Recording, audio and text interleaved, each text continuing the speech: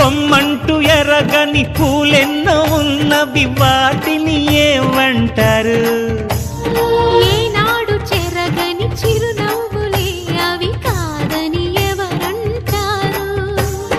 పక్కుమంటూ నవ్వి ఒప్పుకుంటా, చెప్పమంటూ ఇంకో చిక్కు వేస్తా.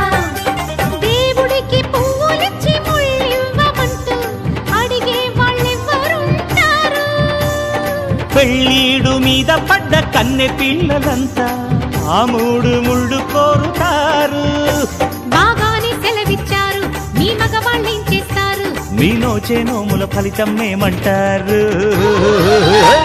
ఓ ఏం పొగరు, ఓ తగ్గిందా జోరు?